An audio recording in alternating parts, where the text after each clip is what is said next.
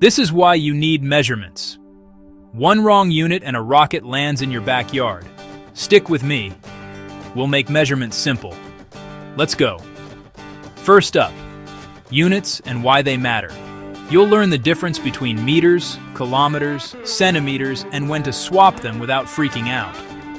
Then we tackle conversions, the straightforward tricks to move between units fast, including mental check shortcuts so you don't panic on exams. Next, measuring space, length, area, volume. We'll break down formulas into bite-sized steps, how to measure a rectangle, a triangle, and curved shapes. Volume, think boxes, cylinders, simple stacking, all explained with no fluff.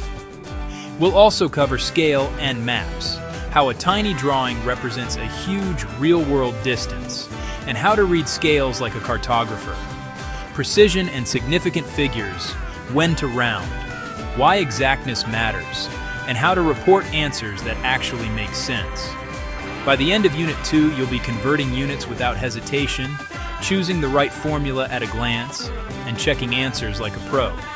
Short quizzes, practical examples will lock it in. Ready to measure up? Hit next and let's demystify space and measurements. Fast, clear, useful.